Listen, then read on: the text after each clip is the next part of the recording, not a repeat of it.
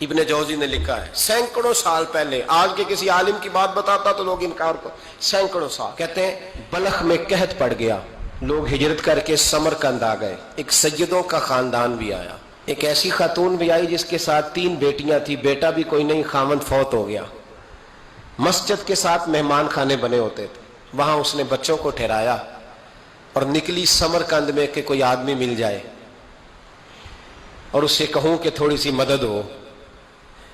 وہ چلتے چلتی ایک سیٹھ کے پاس، رئیس کے پاس پہنچی۔ جن لوگوں کے پاس دولت آتی ہے نا، وہ کئی دفعہ سخت جملے کہنے لگتے ہیں جو اللہ کو پسند نہیں آتے۔ وہ سیٹھ کے پاس گئی تو جا کے کہنے لگی میں غریب ہوں، پریشان ہوں، بلخ میں قحط ہے، سارا زمانہ جانتا ہے، تو میں اس لیے سمرقند آئی ہوں، بیٹیوں کا ساتھ ہے، نہ رہنے کو جگہ ہے، نہ کھانے کو روٹی ہے، نہ پہننے کو کپڑا ہے، مہربانی کر تھوڑی مدد کر۔ کہنے لگا ہو کون؟ تو اس سید زادی نا کان آگے کر کے، ہاں کسی پہ بھی حالات سخت آ سکتے ہیں، اللہ سے ڈرنا چاہیے، کان آگے کر کے نا کہنے لگی میں سید زادی اور یہاں میرا اپنا کوئی نہیں، مہربانی کر۔ تو وہ سیٹھ صاحب، چودھری صاحب کہنے لگے مجھے کیسے پتا چلے گا تو سید ہے؟ تو سید زادی نے اپنا پلو کھولا اور اپنے آنسو دونوں آنکھوں سے صاف کیے تو کہنے لگی اللہ تیرا بھلا کرے، میں ثابت نہیں کر سکتی کہ میں حضور کا خاندان، میرے پاس کوئی دلیل نہیں، میں نہیں بتا سکتی، چل ٹھیک ہے، چلی گئی۔ کسی نے بتایا کہ یہاں ایک یہودی بھی رہتا ہے، وہ بڑا سخی ہے، یا آتش پرست ہے، یا پارسی ہے کافر غیر، سخی بڑا ہے۔ اس کے پاس گئی، بیٹھی رہی، لوگ بیٹھے تھے، جب چلے گئے تو قریب گئی، کہنے لگی مجبور ہوں، پریشان ہوں، غریب نہیں ہوں۔ کہنے لگا بی بی تجھے کبھی دیکھا نہیں، سمرقند کی اتنی آبادی نہیں، میں سارے شہر، تو کون ہے؟ تو کہنے لگی تعارف نہ ہی پوچھے تو اچھا ہے۔ اس نے کہا چلو اگر پتہ چل جائے تو۔ کہنے لگی میں مسلمانوں کے نبی کی اولاد ہوں، مسلمانوں۔ اس نے کہا پیغمبر خدا کی اولاد؟ اٹھ کے کھڑا ہو گیا، بی بی کو ساتھ لیا، گھر گیا، کہنے لگا جو صاف ستھرا کمرہ ہے نا اسے پھر دھو ڈالو، ایک دفعہ پھر دھو ڈالو۔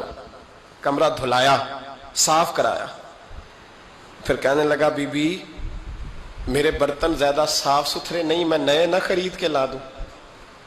پھر نئے برتن لایا، پھر اپنے بچوں سے کہنے لگا اونچا نہ بھولنا، یہ سیدہ فاطمہ کی شہزادیاں آئی ہیں، یہاں کوئی شخص اونچی بات نہ کرے۔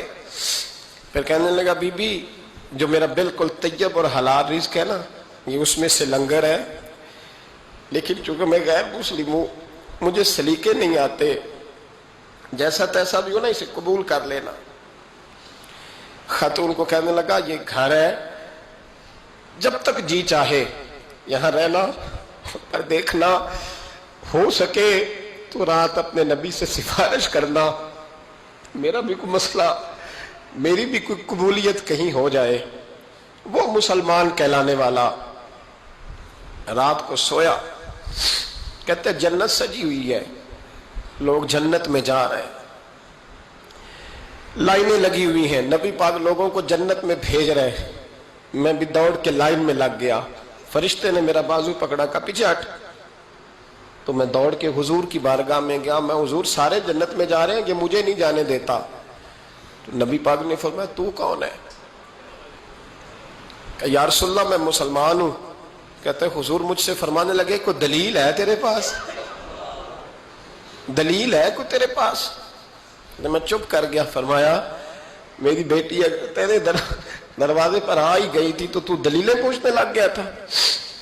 ہم جا دوڑ جا۔ سویرے آنکھ کھلی تو گلیوں میں ڈھونڈتا پھرتا ہے، تلاش کرتا پھرتا ہے، کونے کونے میں جاتا ہے وہ سادات کا گھرانہ کہاں گیا، ڈھونڈتے ڈھونڈتے اس غیر مسلم کے دروازے پہ جا کے پہچان لیا۔ تو کہنے لگا خدا کا واسطہ جو تو نے نوکری کی ہے نا، ان کی مجھ سے 11 گنا لے لے، یہ سادات کا گھر مجھے دے دے۔ تو کہنے لگا کل تو آتا تو شاید بات اور ہوتی، آج بات اور ہے۔ اس نے کہا مہربانی کر، کہا نہیں کل تو آتا تو معاملہ اور تھا، آج معاملہ آج اور ہے، رنگ بدل گیا ہے، حالات تبدیل ہو گئے ہیں، اب تو دیکھ تاک کے آیا، جا دوڑ جا۔ کہنے لگا نہیں مہربانی کر، دے دے، تو غیر مسلم میں تیرا کیا تعلق؟ کہنے لگا چپ کر، غیر مسلم میں کل تک تھا، کل سے سیدوں سے پیار کیا ہے تو میرے حالات سنور گئے ہیں، وہ جو نظارے تو نے رات خواب میں دیکھے ہیں میں نے جاگتی آنکھوں سے دیکھے ہیں، میں نے جاگتی آنکھوں سے. اور تو نے کسی مفتی پیر عالم کے ہاتھ پہ کلمہ پڑھا ہے، میں نے رات محمد عربی کے ہاتھ پہ کلمہ پڑھا.